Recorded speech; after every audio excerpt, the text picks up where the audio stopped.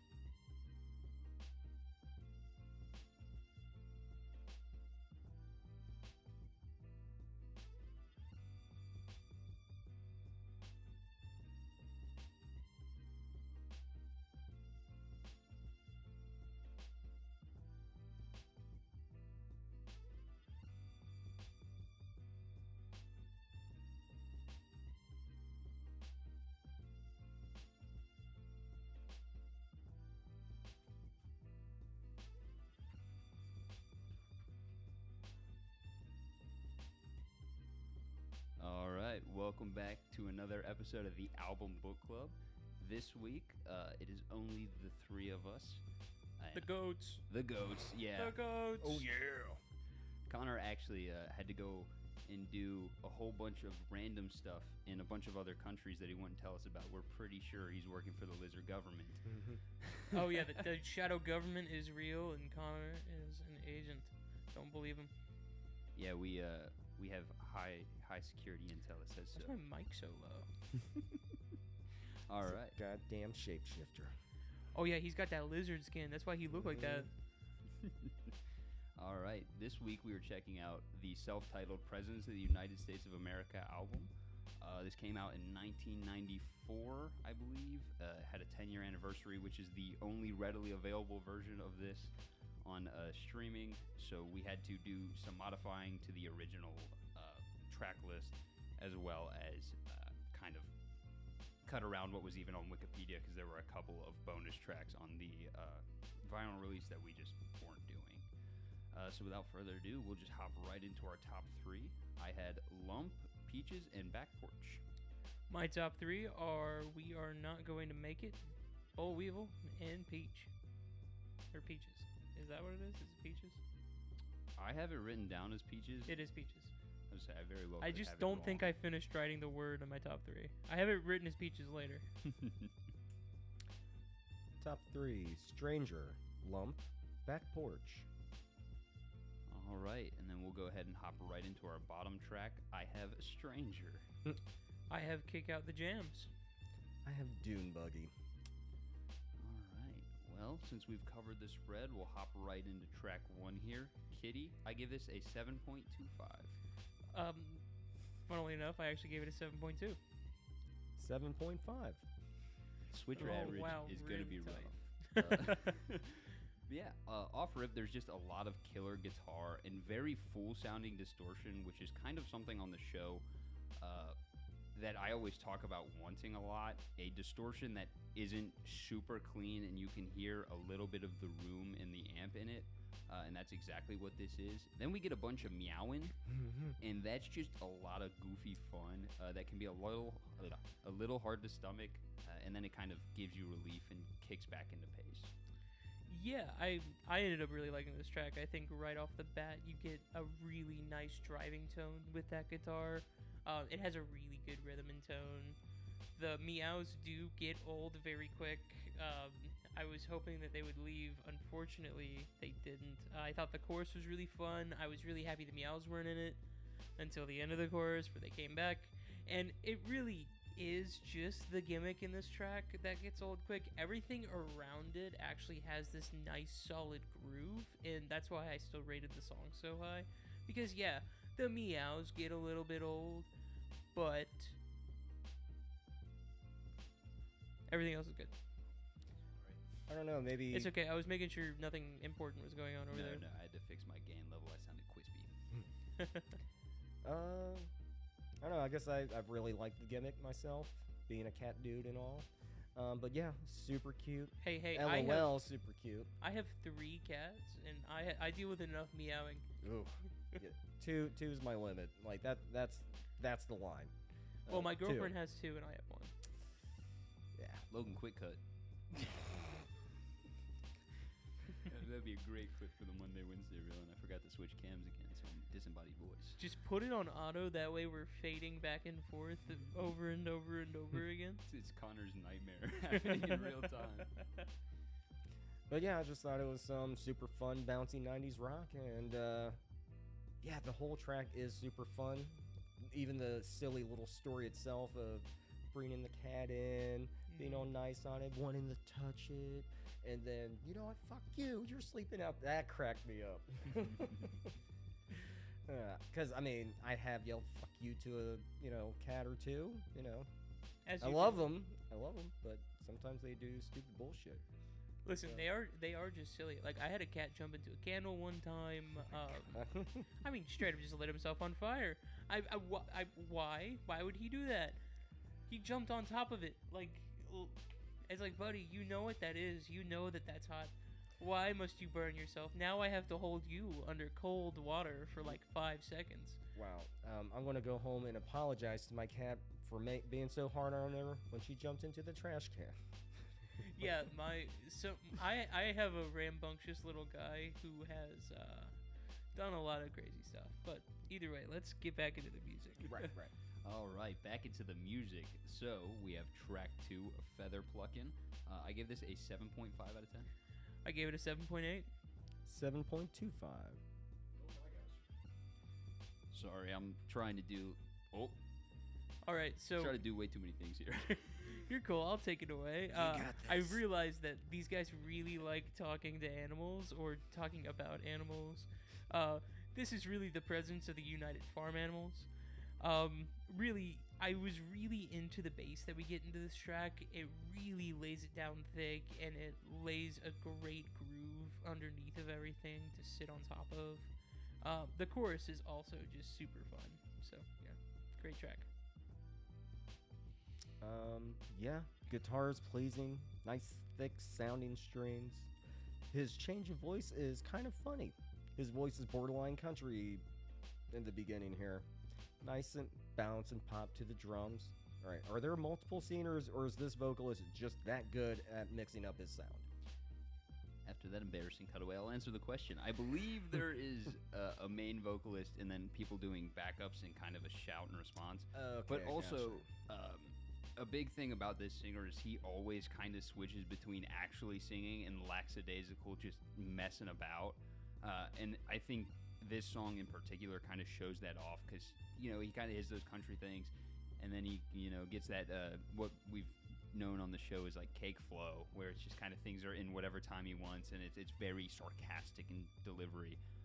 And then it's right back to that actual singing. I think that's a big highlight of this song, as well as showing off some of their country chops, which come back a few times on the album. I was about to say, I bring up the country chops later. Oh yeah, I got a few mentions of that sort of thing. But yeah, it's real funny because I'm 100% a country background start. There's a G in the title of this song, but there's really not a G there. Oh my gosh, my What? fingers aren't working together. I really did not realize there was a G there because It's feather plucking. It's not feather plucking. It's feather plucking. Yeah, they're plucking there. Yeah. Other than that, there's a really fun chord progression to this song. It's very easy to follow and gets you kind of in that rootin' tootin' cowboyin' mood. And then the outro is particularly nice because it's just a slowed version of the main riff. But I think it almost works better as a slow riff, and I kind of think that they wrote the slow riff first, and then we're like, oh, if we speed this up, we have a song here, and we'll end on the slow. Because that's typically you start slow when you're writing things, and then you speed it up.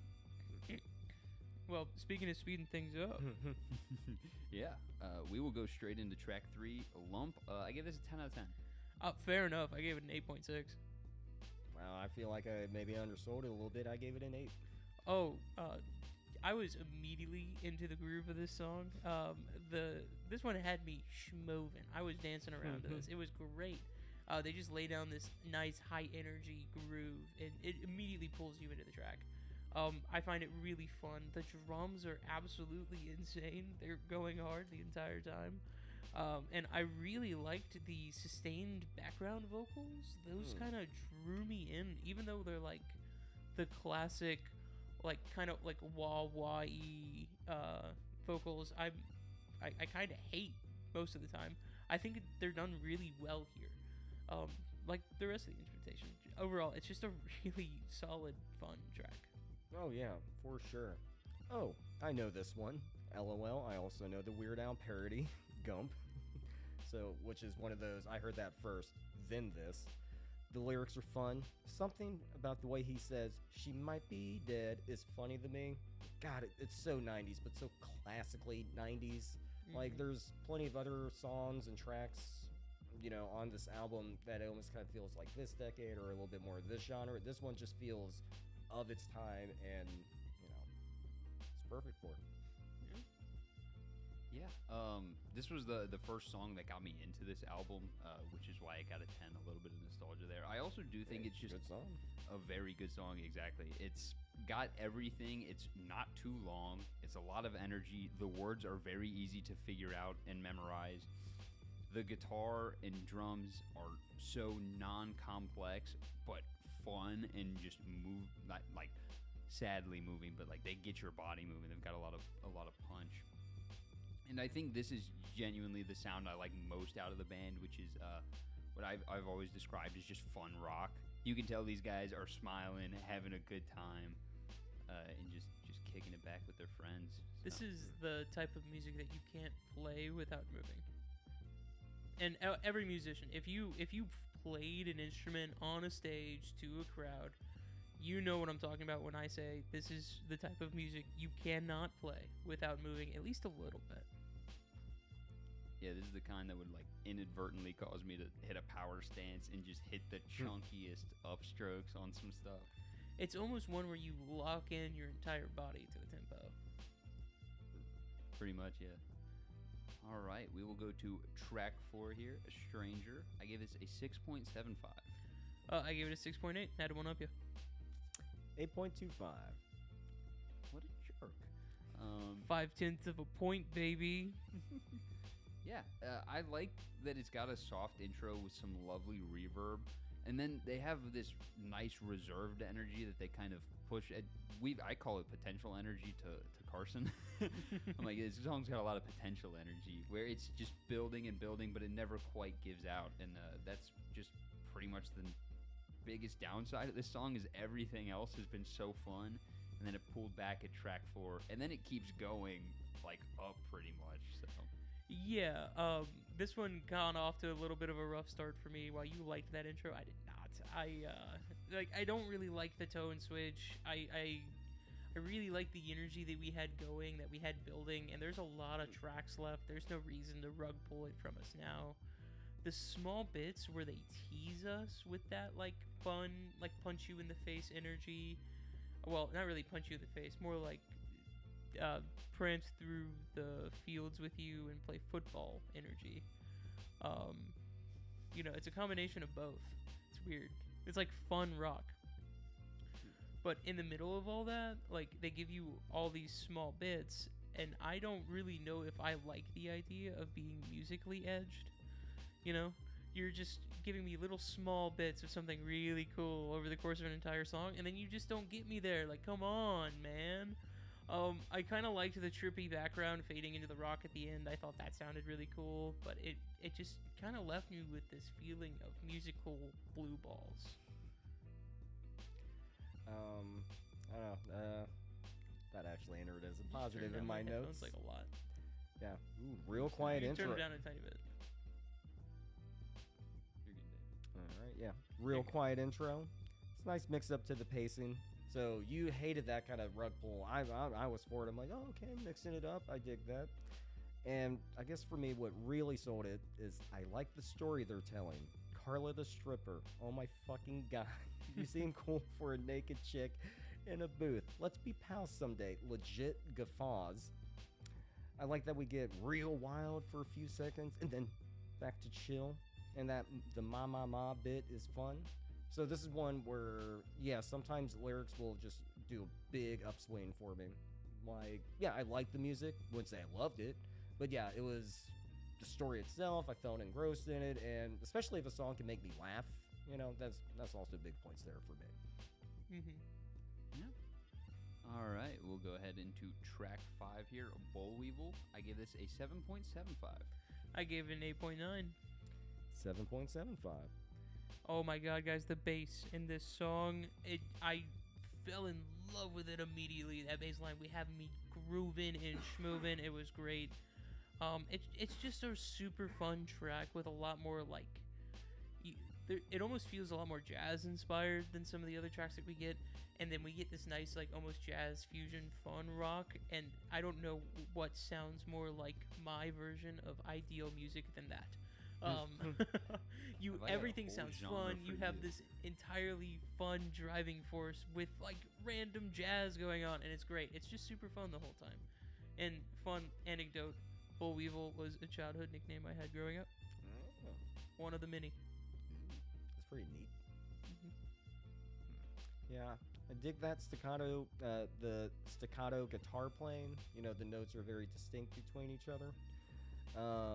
Yeah, positive and upbeat, neat lyrics. His friend sounds like a nice guy. And, yeah, digging that groove. Yeah, had me toe tapping. Yeah. There's... you went jazz, I went funk, was the route I thought this was. Two sides of the same coin. Mm-hmm. And specifically, it gets into this, like, 70s acid funk era in, like, it's probably the latter 2/3 of it. That's probably closer than jazz, just because there's not much horn going on. There's more kind of that rock influence, and that's more funk. Mm-hmm. And it's so killer here. I love it. Really, I think the only downside to this is that there's just not enough development there. I kind of wish this one had more time to sit with the instrumentation than it does. There's a lot of lyrics, which they're good lyrics. It's ultimately, this is a shorter song that could use like a 30-second bass break. Listen, all it did was make me want to go listen to Wild Cherry, and if any song can do that, I'm going to fall in love with it. Yeah, I'm going to keep continuously hitting that button and switching back to me and getting really great still frames of me for thumbnails eventually. All right, we'll go to track 6, Peaches. I give this a 9.5. I gave it an 8.65. Originally, I had given it a 7.85, but on the drive here, it's like, man, this is a good song. I need to add this to the list, so it's at least an 8 now. Yeah, this is a really banger track. The guitar and drums sound great the entire time, and I think lyrically, this is kind of the best we've heard so far. Everything is very cohesive. I think the chorus is really fun. And I love that kind of intensity that fully builds up in this one. This is musically edging me, but you let me finish at the end. So. Yeah, really like the sound of the guitar for the intro. Hold up. Have I heard this one before? Wonder if he's being literal. Oh, okay, guess so. Damn, this guy really likes Peaches. And just kind of a note overall, I appreciate the variety and structure to the song so far. Like, I was thinking about that on the drive here, like a few weeks ago. We had that one band where I laid out, I bet it's going to be this exactly. And yeah, I want to say each song is unique in how it's pieced together. Yeah. I'm, not as advanced, but from what I can recall, So just another thing I appreciate about this. Yeah, I think the song's just got a great amount of energy to it. Everything kind of starts just a real vibe and then kicks in. The Peaches for Free section is what I called it. It was like the millions of peaches. And that is just so much fun, and you can chant right along with it. You understand it after the first go around. Everything rhymes. It's real easy and fun. And then you just get like a bunch of killer drums. And it's just, it's a great song. My only downside I could even come up with was It takes about 15 seconds to actually get going, and I wish that was like 10 to 12 instead. It's such a minuscule complaint. This dude's like 3 seconds, and it's gonna ruin the skull. Yeah, I get it. I love splitting those hairs. Well, my problem was I already had a 10, and it was like, do you really want to be the guy who gives 2 10s after we just retrained Max on not giving too many 10s? And so it killed me, man. Not the Max reference. Oh, and to add what you were talking about with the, fun singing along to the Peaches for Me, or Millions of Peaches, Peaches for that part, it's extra fun to sing it if you sing it like a mongoloid.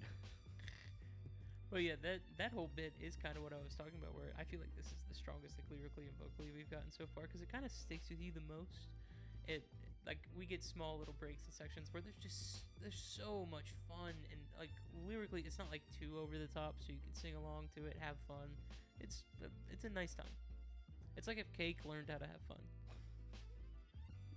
All right, we will go straight into track 7. Doom Buggy. I gave this a 7 out of 10. 7.2. 6.85. They stopped knowing how to have fun. They got way more chill in this one. But this one's chill groove is actually kind of appreciated after everything that Peaches was, because it was a lot for kind of the sound of this band. I ended up really digging this track. Nothing else really needs to be said other than the chorus in this one really makes it. I think everything surrounding it, that nice chill groove and kind of that funk inspiration, really lays the groundwork, but the chorus is what elevates it. Yeah, I still like the sound of everything, but with how intriguing all the lyrics, if not intriguing or interesting, if not fun, after all that, these lyrics are just kind of boring. Like, is he really just singing about dune buggies? Like, Yeah. The only thing I could think of to try to add even a modicum of interest to it for me, like, it's one of those, like, I could enjoy driving a dune buggy or driving a fast car, but I don't personally give a flying fuck about the details of them. I don't care what's engine in it, make it go fast, The only thing I could think of to add any sort of interest to it is, well, Charles Manson was in the dune buggies, I think. Some sort of connection there. That's all I really had for it. So didn't hate it, but probably would be the one track I would skip on a re-listen of this. Fair enough. All right, sorry, Mr. Producer Man's messaged me about the music, and I believe that's a much better volume. Hopefully, check, 1 2 3, check 1 2 3. Was it like Howdy, way too howdy, loud? howdy. It was way too loud, and I thought that, but I then naturally just started speaking over it, and was like, I think "Oh, we were yeah, all- I'm the sound guy." I think we were all just kind of talking over it. Yep. But for Whoopsie. Doom Buggy, I think exactly what you said. The warranted pullback is there. Other than that, this would have been a thumbs up song if it didn't make me want a little blue Doom Buggy so darn bad. They made it sound so fun. That's what I mean about the chorus, man. There's some like little fun crack in it. It just, I think it. I've also been listening to this album for at least a decade, if not probably longer. Unk. I just remembered how old I was and got sad a little. So I've been listening to this album for like 15 years. Yeah, It's you- okay. well, David yeah. suddenly went bald. Yeah. Suddenly. Well, to the viewers, yeah, this is quite sudden. Oh yeah, I guess for them, sure. For me, it was a sad, gradual thing. Anyway, Well, to he them, lost you've it. always just been in a hat. that's true. Yeah, I figured. Yeah. You were full-headed hair. So he did have the rabbit's hair. It was, Somebody at work. It was Schrodinger's hair, actually. Somebody at work actually had a similar thing where they were like, "I thought you had hair." Well, yeah, No, because you you just had only ever seen me in my hat. you had the Schrodinger's haircut, man. You Mhm. always had a hat on, so no one could ever tell. Yeah, and in which case, if the hat is always on, that means it's bad. the donuts going. Ugh. Ugh. Hey, at least you covered it up with a hat. Yeah, I can respect that. Yeah. Wait till you find out this is like one of those hat wigs. I'm actually bald too. Oh yeah, Logan Yeah, is fuck. very bald. Yeah. He's very As you chopped. flaunt that excellent mane. My hair is also fake. Connors, that's real. All right. So track 8 here, That's why he's a lizard. we're not going to make it. I gave this a 7.5, and I'll get this out of the way. That's a thumbs up plus and a half. Diabolical. I gave it a 9.2. I gave it a 7.75. I fell in love with the song because of the intro. The energy we get right off the bat is amazing. Immediately, we're off to the races. The guitars sound great, like tonality wise, and the vocals really have the energy to match in this track. I think they really bring it up a level, and it's just so fun the entire time. Really fun. And then, even the ad libs in this one, that's really what did it for me. Because, like, with, you know, the first track, Kitty, I could not get into the ad libs at all, like all the meows, blah, blah, blah. You know, I thought the track was fun otherwise. This track, I got into the ad libs. I got into the entire concept of the track. And having it right after a nice little chill break that I liked, immediately getting back into the fun. Wonderful time. Big LOL at that false intro. I did love that. Pretty upbeat about such a grim subject, which is, this is not the first time that I had a misunderstanding of what they were actually singing about. Yeah. I hear the name, I'm thinking it's not about like humanity and society. It wasn't until the re-listen on the way here where I'm like, oh, they're talking about them fucking selves. And it's funny, one of the things I remember them mentioning is we don't rhyme. Yeah. And you talked about how good they rhymed earlier, so I thought that was fun. But yeah, I dig the fast pace. The drumming feels kind of punk. It's definitely a very punk sounding song because it has that, you know, kind of like triplet thing going. You know, always makes me think of punk. But yeah, just another good fun song. Yeah. My only complaint and why I didn't really write notes, this is like a 2-minute track. It's very short. While I love everything it's got going on and it's great energy, I really saw 14 tracks or 13 tracks and was like, nah, I can use a thumbs up on this week. So, yeah, I think it was very good. Just it was pretty Ramonesy to me too as well. But other than that, it was not much there for me to write notes about. Other than it was good. All right. So for track 9 here, we have Kick Out James. I gave this a 7 out of 10. I gave it a 6 point. I'll get this out of the way. This is a thumbs up, half plus. You too. Mm-hmm. Don't. I mean, it is just a short, fun little track. The guitars and beat really carry you through, and the vocals sound pretty good. It's kind of a very bad victim of placement because it's boring and it's so hard to follow up. We are not going to make it. That's why I got a thumbs up from you. Yeah. It's Logan, how'd you feel? Yet again, this was another short track. It's very short to the point. There was a lot of great energy here. I really love all of the guitar work on this album. I think it's exactly the kind of guitar work I like, which is somewhere between country and rock, just with a punk attitude. And it comes across in a very fun way, as well as all of the drumming is very, very good. The bass gets a lot of standout spots, but for the most part is just pretty standard. But we will go ahead and hop into track 10 here. Body, I give this a 6.85. I gave it a 7.62. I gave it a 7.8. You just had to want me. Yep, that's what I use my. That is what I use my psychic abilities for, is to one up you. I was on the wrong I channel for hate way this too long. guy. This guy got into the hive mind and he started using it nefariously. How come we've never thought of that? You know, just some people see opportunity and they take it. Well, the opportunity I saw in this track is that bass. I love how bass heavy this track is. It almost gets to the point in where they're like slapping it so hard that it sounds like it's like glorping almost with the effects. And I think that's hilarious. Like you're playing that bass so hard that you're almost glorping. I also like being called a little lizard. Amazing chorus. Vocals are insane again.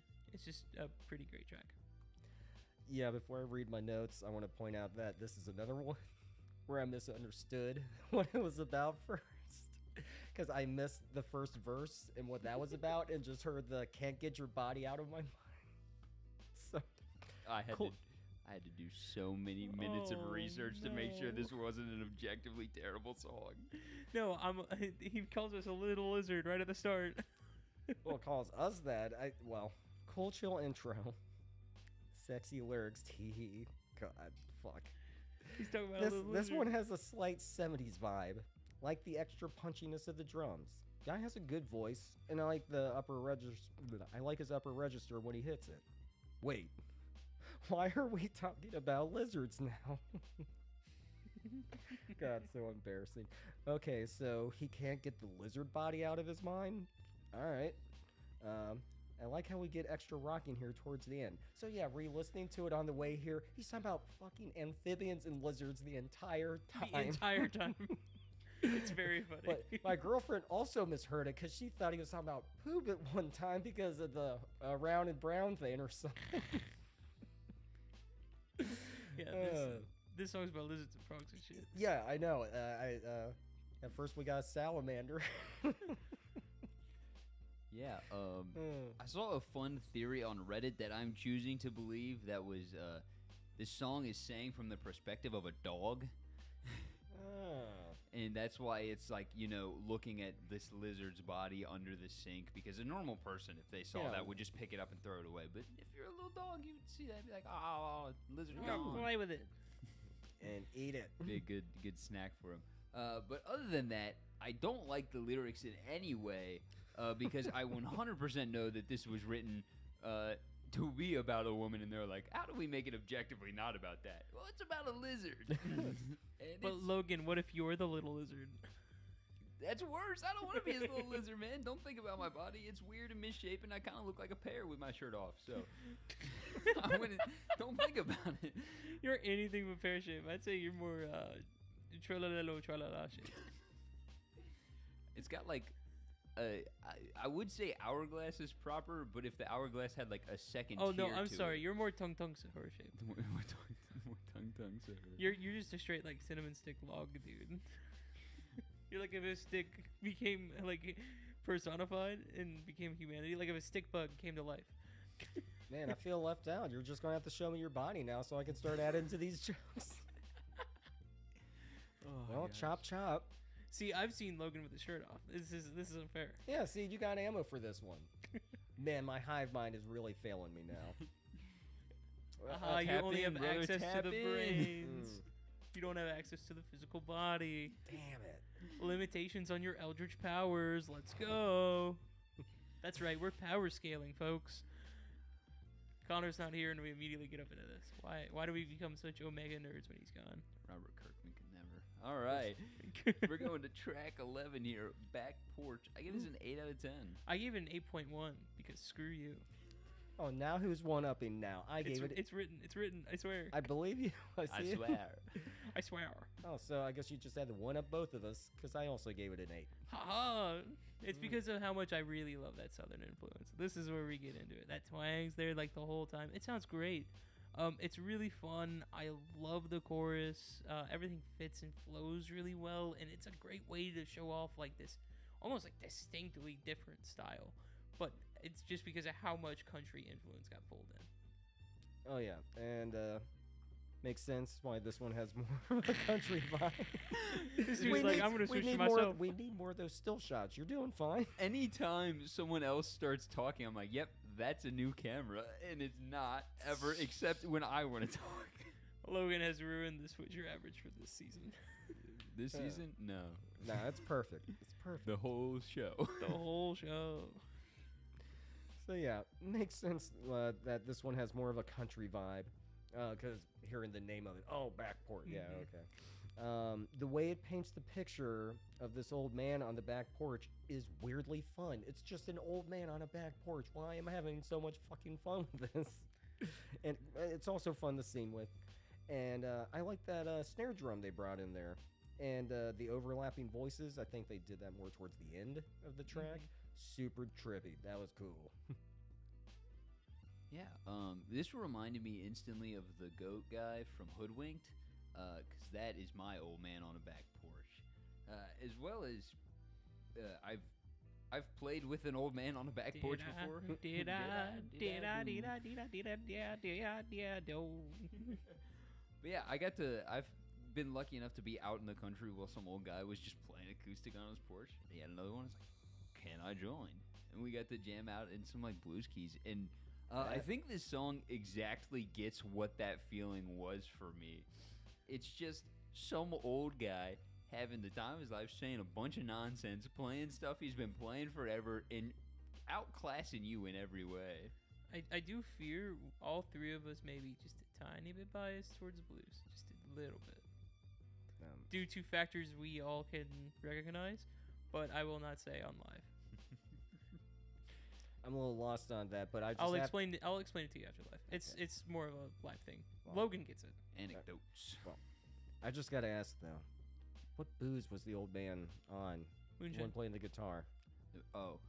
Mine was what he said was White Lightning, but I smelled it and it was not that strong. So it was some really strong moonshine. I mean, you know where we are. It's probably just store bought, like. Oh plain no, moonshine. it wasn't, but the it was jar still shit. like I think it was only like We sell that. 90% instead of 95, which may still be considered. That's still insane. Well, not insane, but that's still I'm incredibly drinking fucking rubbing high. alcohol. Practically. It smelled like it, but it wasn't like my nose hairs were burned off quite immediately, so probably like 70%. I will never forgive Luke for making me do a shot of Blue Flame. Yeah. Other than that, the big influence I really pulled from this one was Primus. You know, If you I listen to did that not guitar- see Wait. that until right now. Wow. Well, how old is Primus? Primus Pretty is old. I can't. Oh, I'm on the wrong camp. Can't remember if Primus is late 80s or 90s. It's 80s. But Les Claypool has just been around forever. I mean, he tried out for Metallica when Cliff died, so he's been at least around since then. Okay. Yeah, we will go straight into track 12, Candy. I gave this a 7.5. I gave it a 7.3. You just had to one up me. 7.75. Came full circle, man. But yeah, other than that, killer bass on this one.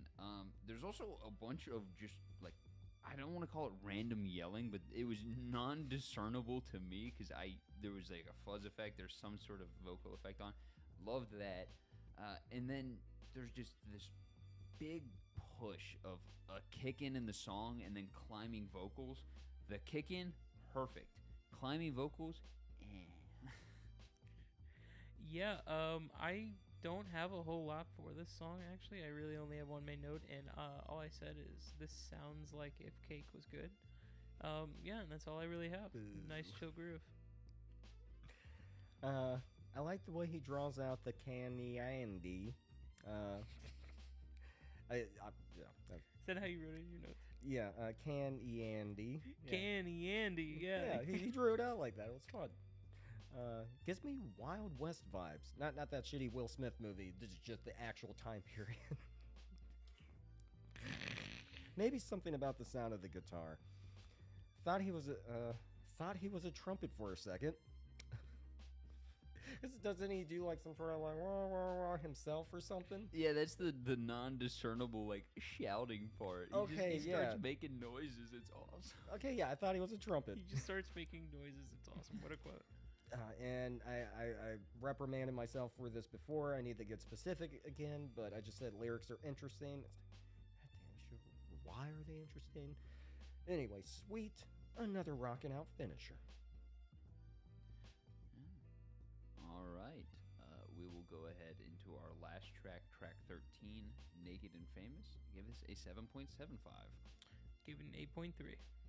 Give it a 7.9. Very unfortunately for this song, I got really sidetracked by the fact that the main guitar part is one of the synth parts from Somebody's Watching Me. Is that a negative? No. But I thought it was so cool that I was like, oh, yeah, that's like a very similar or the same part. And then I really hard focused on what the guitar was doing the entire time. And I can tell you, guitar's going crazy. Absolutely bonkers. Other than that, it's a goofy and fun song, and it is, in my brain, definitively the ending to this album, even though on most streaming platforms, there's like 15 more tracks. Well, yeah, that's because there's so many anniversary things going on. Yeah. I got really into the groove on this one. It really works as the last track, and I think the vocals are outstanding here. It's got this really lovely groove the entire time. The instrumentation's really good, and like kind of just ties all the sounds into a nice little bow. Yeah, I think it's really solid the whole time, and it got like bonus points because it's a solid ending too. Hmm. Yeah, I definitely see all that. 30-foot Smurfs. And yeah, I'm digging the guitar solo. Can't say how technically good the solo is, but I like it. And yeah, I really like the woos. Thought those were nice. Smurfs. Yeah, really wild, weird lyrics on that one. Which I don't know why I wrote down the note. Those lucky bastards didn't have to work. Maybe I was wondering who he was talking about exactly. Yeah, I No, no, thought no, the no, no, insinuation no, was no. that they don't have to work. It was Hey. kind of like a Hey Logan, money for nothing situation. he spelled Smurfs. did I spell it wrong? Is it with the U? It's with the U. Fuck, I spelled it with an I. Whatever. I was like, wait a minute. How'd you get I? E? I don't know. understand. I literally looked down and I was like, Smurfs. And you know what? It even tried to autocorrect me. I'm like, "Psh, probably doesn't know what how Smurfs is spelled. It's Smurfs. Smurfs. He's really digging a Smirnoff, guys. This dude got iced. Whoops. All right, we will go straight into pacing here. I gave this an 8 out of 10. I gave it an 8.7. Yeah, I'm gonna have to also give it an 8. There's nothing I would change. It's a super easy listen. It follows a really nice curve. The only bit where I was like, I don't like it is the one slowdown that's really early, like the 4 Stranger. Stranger. I would maybe make that a little later. Other than that, there were really no points where things felt like they were getting stale. Everything was interesting the whole time. They did like entire tonality switches. The instrumentation stayed cool. Everything sounded great, and then it followed all the way through into the ending, and I gotta give it props for that. Yeah, this is one where seeing the track list at first, like, oh man, this feels like it's gonna be a long one, da da da. But I ended up having to recount. Like, wait, that's it? We're already done? You know, like flew by in great way to where I'm like, okay, I guess I got everything. So Yeah, the same thing happened to me. I really didn't expect to look down and see where I was in that track length. mm-hmm. Yeah, genuinely, my only complaint was, like you said, Stranger. It should just be second to last track, frankly. It needs to be a slowdown for the end. And then, after so many years of listening to this album, I've come to the definitive thought of some songs have too much time, and then some songs just don't have enough time. And we're talking in the differences of like 15 to 30 seconds. Some songs I think should have a little more time to develop. Some songs, there's maybe a little too mahs in it, or there's a little too much meowing in it, And or even then, all of that stuff really comes down to like personal preference, nitpicky, like bullshit. And there's something to be said when like that's what we're getting into. Mhm. Very fortunately, this album is multi-platinum, so Triple platinum. yeah. So nitpicking is having to happen here. So we will go ahead and head into album art where there is no nitpicking. It's a 10. It's not a 10. It's a 7.85. I'll be honest, I'm not a fan. I'm gonna give it a 6.5. I'm gonna be a jerk about it. Listen, I love the actual picture. I love the different animals playing the horns. My favorite one is a saxophone frog. Nothing appeals to me more than a saxophone frog. I get it. I really do. It does a great job of presenting the vibe we're gonna get. It's super fun. It's showing you like, hey, this is just going to be a super fun vibe the entire time. The thing I would change, the thing that's holding it back, I hate their name.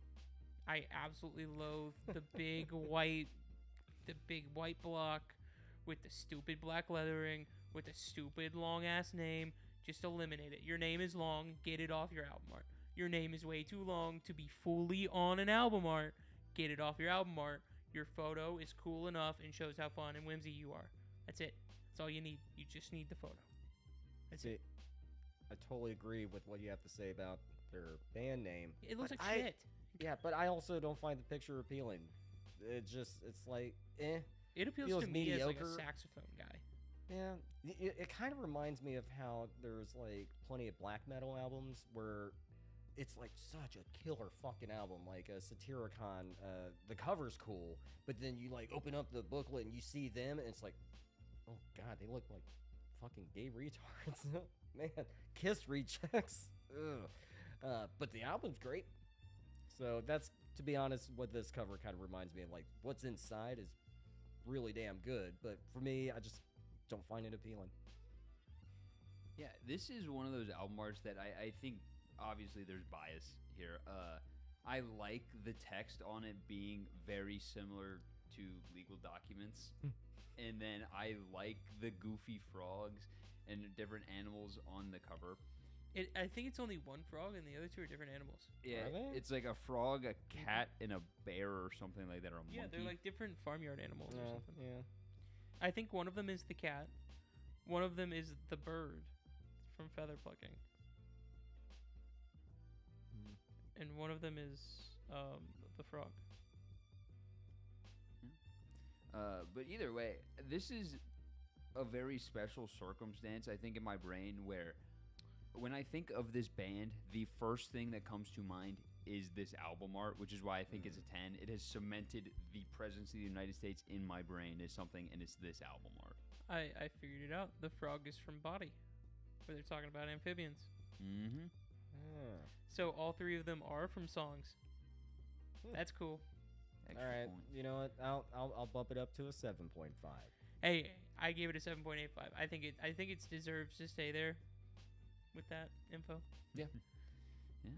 All right, we will go ahead and head into our album overall here. I gave this a 9 out of 10. I gave it an 8.3. I'm gonna give it a good solid 8.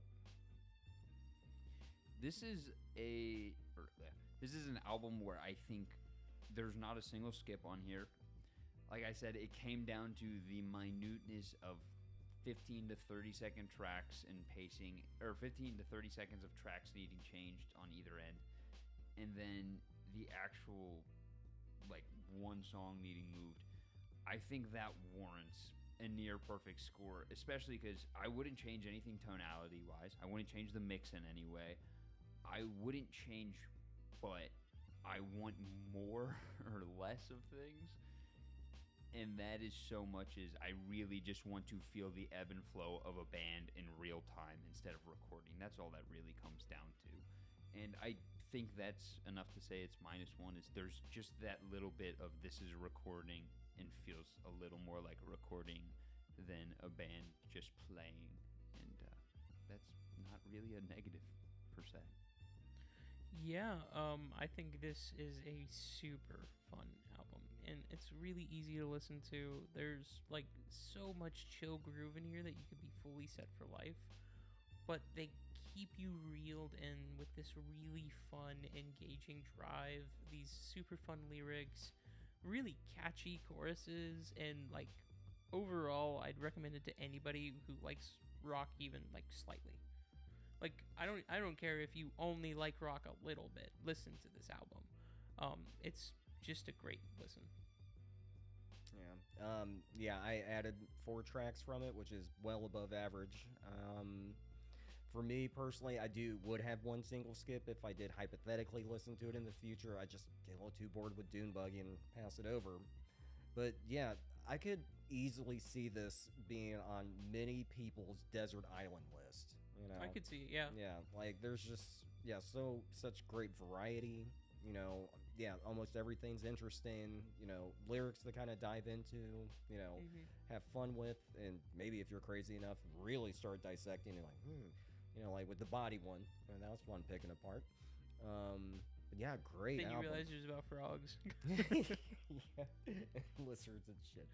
Frogs and lizards. But yeah, so yeah, anybody giving this a 9 or a 10, I absolutely see it. So, just great, solid album. Yeah. This something. Yeah. Sorry. I'm gonna stall for time here a little bit and openly admit that. I'm sure we can announce it with a reel or something. Oh, we can, but I'm gonna give it like 30 seconds and get this off my chest because I forgot to earlier. The song "Lump." For years, I have had the wrong story in my brain, and I always assumed it was about a girl with like a brain tumor. But it is actually about the lead singer who had a benign tumor in his head, and then he had I can't remember if it was a vision or a dream, but one of the two about a woman in a swamp, and thus he wrote all the lyrics. And that's where the amphibians are. It's all coming full circle. That's where the frogs are. Oh yeah, it's all coming together. We got it, Crunk. Good catch. Yeah. Oh yeah, I'm the eagle when it comes to that ball. When it comes to Cusco's poison, the poison specifically meant for Cusco. He knows ball. Oh yeah, I'm the eagle, and I got that reference. Yeah, I guess without the knowledge of what we're listening to next week, sorry everybody, I'm sure in the Monday, Wednesday reel, an AI voice will say, we're listening to next week. And then a Five Nights at Freddy jump scare will happen. Yeah, that. And then if you've made it this far, go ahead and leave a like, comment, and subscribe. And then we will also need you to head down in the comments and leave your favorite songs, EPs, and albums from your favorite artists. And we will check that out in either an upcoming video or live. And I think on that one, we will see you next week. Bye. Thanks, Linda Man. Goodbye.